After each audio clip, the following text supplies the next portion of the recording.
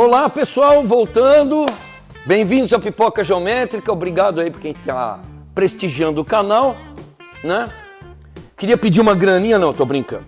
Seguinte, hoje a gente vai falar sobre a interação dos parafusos com madeira. Madeira, MDF ou madeira bruta. Seguinte, o melhor parafuso, existem vários parafusos que você pode utilizar numa madeira, mas o melhor e o mais usado e o hors concours em móvel planejado, que aí no caso estamos falando 98% de MDF ou embutidos, né? Produtos MDP, MDF, enfim, é o parafuso chipboard. Vou mostrar de perto qual a diferença, qual é a característica principal do parafuso chipboard. Esse parafuso e esse parafuso, eles são de uma mesma família. É a família dos parafusos de rosca soberba.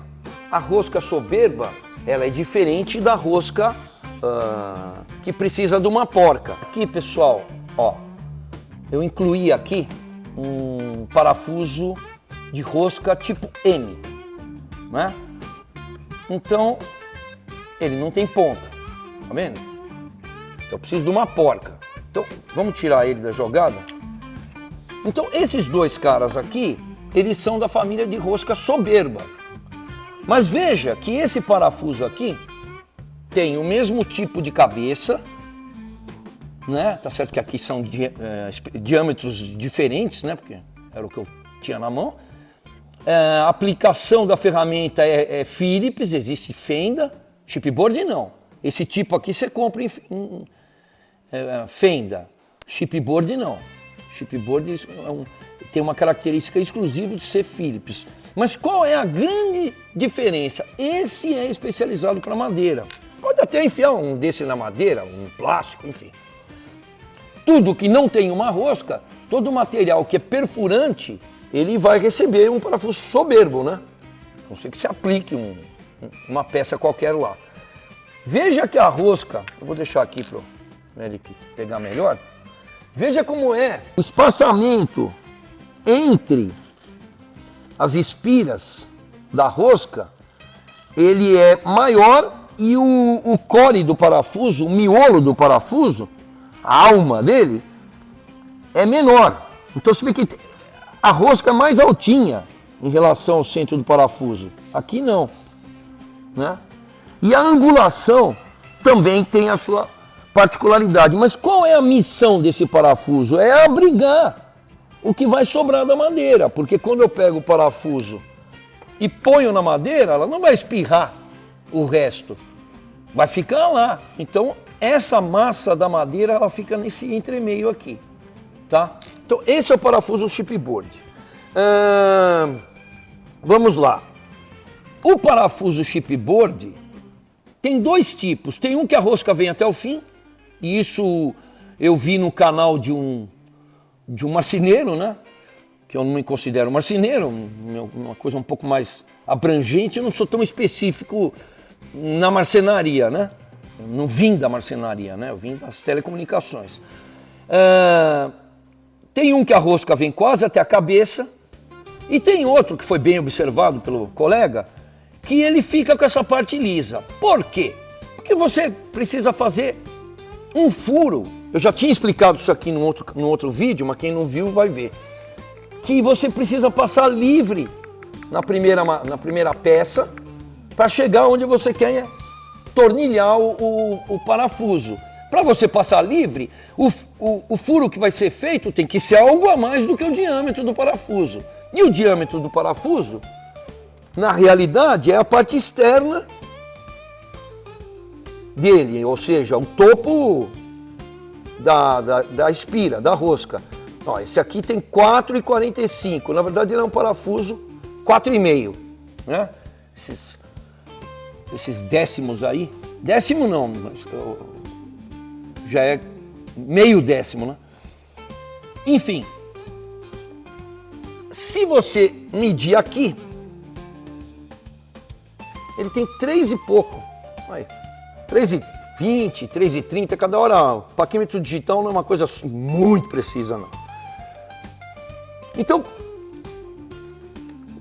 qual foi a finalidade? Você pode vir brigando com a madeira, porque aí você usa a mesma broca, porque depois aqui, na madeira final, a broca tem que ser inferior, porque se você fizer ele entrar livre aqui, não serve para nada. Então, a proposta que eu vi, e eu achei muito bacana essa observação, eu não tinha atentado para isso, mas eu vou explicar por quê. É que depois que você passou a parte da rosca na primeira, aí ele fica livre e vai poder agarrar na segunda sem que a madeira fique com espaço. Só que aí vem uma pergunta, o quanto ele vai ficar livre? Porque eu tenho parafuso menor, que a parte que está sem rosca nem vence a madeira, né? Então esse aqui vai deixar ainda uma parte sem necessidade, sem rosca na próxima madeira. Então, como isso não é um padrão, e você não vai comprar um parafuso, olha, eu quero parafusar uma madeira, a primeira eu vou parafusar uma na outra, e a primeira que ele tem que vencer, que tem que ficar livre, tem X milímetros, e o cara vai lá, tem um estoque de N parafusos com essa distância variada. Então, para mim, é justificável, é uma maneira legal, eu achei bacana, mas para mim, eu sou da velha guarda, eu tenho que pegar esse diâmetro, que é 4,5, pegar uma broca de 4, essa vai ser a broca que vai furar os dois, e depois eu vou trocar por uma broca de 4,5 ou até 5, para eu poder liberar a entrada do parafuso, tá? Uma coisa simplesmente assim. Pessoal, só mais uma explicação. Eu mostrei isso com esse parafuso de 60 milímetros, de 6 centímetros de comprimento, porque eu achei que ia ficar trabalhando com um pequenininho, né? Mas agora eu vou usar o pequenininho, né? Porque senão eu vou parafusar aqui e vou varar a madeira. E quando eu fui pegar o pequenininho, eu não tenho o pequenininho com a cabeça livre, né? E quando você vai comprar, o cara não sabe na caixa que a cabeça está livre. Não sei, só se tem alguma outra aplicação, isso eu não estudei. É porque o que acontece? Ele tem a cabeça livre. Dá uma mostrada aqui, Eric. Só que é proporcional ao tamanho final do parafuso, né? Nem sei se é proporcional, porque esse aqui é de 60, não, estou falando besteira aqui. Ó, esse aqui é de 60, esse é de 40, não é uma vez e meia, né? Isso é umas 3 ou 4 vezes mais comprido. Então, assim, eu não vi até hoje uma proporcionalidade nisso aqui. Enfim, bom, agora que eu fiz o furo com a broca de 4 e eu tenho 4,5, eu vou fazer o furo com a broca de 5 na primeira.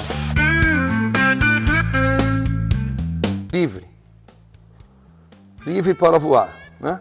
E é óbvio que eu já tinha mostrado numa outra oportunidade que você pode fazer um rebaixo aqui também, né? Então também, eu vivo dizendo aqui, eu sei que é um instrumento relativamente caro, mas eu não consigo entender, por exemplo, eu vou montar um móvel, eu vou fazer uma coisa, uma mesa, é que mesa de peroba eu faço de encaixe, eu não costumo usar parafuso, mas enfim, eu mexo com madeira e parafuso também, né? Ó, essa bancada aqui, essa bancada fui eu que fiz, né? Eu cortei aqui os ferros e tudo, eu chamei uma pessoa que solda melhor que eu soldou, eu desenhei, eu fiz o tampo de madeira e aqui embaixo tem parafuso, isso aqui é uma cantoneira de ferro.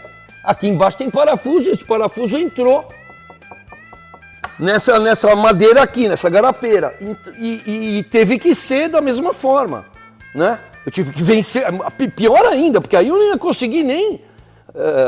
eu ia enfiar o chipboard e ele ia se destruir no aço, né? Ok? É por isso que eu acho assim, e aí na hora de eu fazer 500 furos no aço, eu tive que medir isso aqui, eu tive que fazer um rebaixo no aço, aí eu medi a cabeça também. Então por isso que eu acho que não deve ser considerado nada muito supérfluo para químico. Esses digitais não são tão caros, acho que hoje até por uns 250 você deve conseguir algum, né?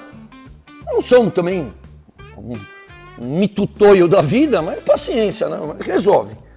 Então aqui, ó, voltando, eu medi a cabeça tem 7,5. Então eu preciso de uma broca, pelo menos de uns 8, para acomodar a cabeça. Eu só tenho de 10, vou procurar.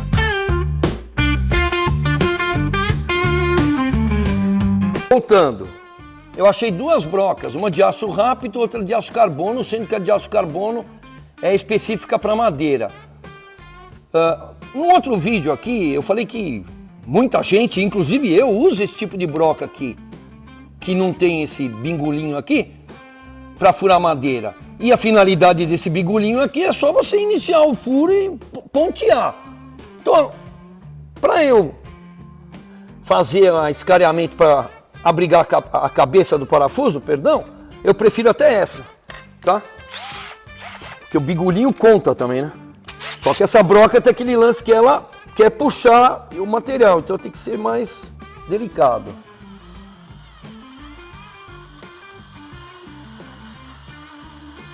Usando a variação de velocidade. Antigamente, os MDFs, né? Isso é um recado aí para os fabricantes de MDF. Nunca acontecia isso, mas nunca. Quando eu montei minha loja de brinquedo aqui na cidade de Botucatu, eu fiz todos os móveis.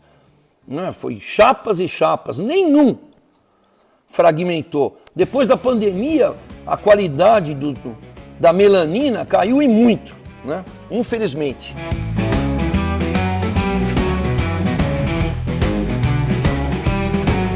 Escarei até demais, ó.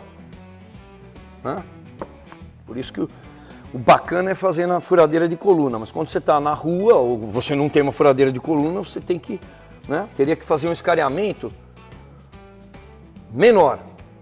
Eu vou aqui fazer um outro. Esse aqui eu não vou nem... Como eu estou falando de MDF, em muitas circunstâncias nem precisa de um furo-guia. Né? Na verdade, o furo-guia é para estar no lugar que você quer, é isso. Né? Então, se eu quero que ele fique alinhado aqui com a madeira, eu faço o furo-guia exatamente onde eu preciso. Ou uma puncionada com o próprio parafuso. Certo? Vamos encontrar. Encontrei.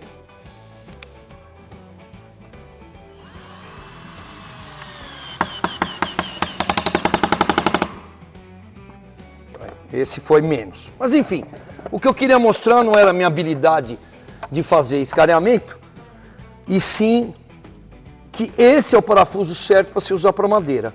Pessoal, então, parafuso chipboard, tá?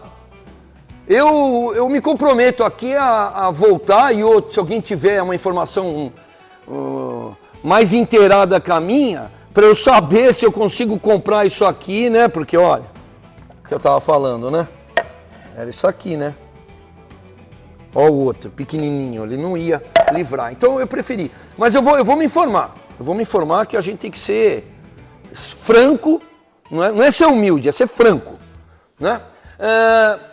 Agora, só para encerrar, vou mostrar aqui nosso porta-bin de chipboard. Aqui, os meus têm algumas medidas que são as mais comuns que eu uso.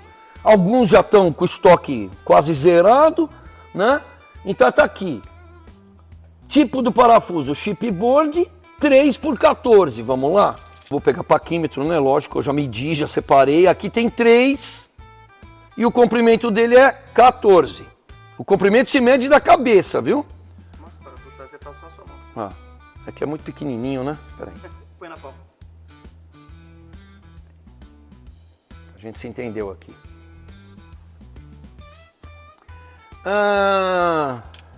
E assim por diante. 4x35. Né? 5x30. Ó, esse de 5x30, a cabeça dele calha dele ser ideal para vencer um MDF de 15 que eu fiz ali atrás. Acho que ele funciona muito bem. Mas o que eu vou fazer com o outro MDF de 15? Tá no limite, né? 30 tá no limite. Se eu abaixar a cabeça, ele já varou para outro lado. Ok? É isso aí, gente. Espero que tenha esclarecido, né? E mostrado alguma coisa de interessante. Aqui tem outras coisas aqui, né? Poxa! Ah, sim, para terminar. Isso se chama bin. Não é o Laden. São caixinhas que ficam numa estrutura dessa. Você tem tamanhos padronizados, né? Não sei agora a medida. Esse porta-bin eu fui numa loja e comprei. Esse porta-bin eu peguei alumínio e montei do jeito que eu queria. Então eu fiz um porta-bin que tem pro bin pequeno, pro bin médio, pro bin maior, entendeu? Aqui não tem como colocar um bin grande, né? Nesse outro carinha aqui. Fiz um bin misto, um porta-bin misto. Bom, gente, espero que a gente se encontre logo daqui 2, 3 dias, que a nossa sequência é essa. Pedindo aí que quem gostou, demonstre que gostou. Quem não gostou, pode demonstrar que não gostou também, né? Vou ficar com cara de ovo, mas vou fazer o quê, né? Tá bom? Dá o like, joinha, se inscreva no canal, comente, me ajude aí, né? Se alguém tiver algum interesse também, já tenho falado isso no último vídeo, de alguma coisa que ainda não passou por aqui, e eu e o Eric estamos trabalhando aí pra gente conseguir cada dia ser menos amador.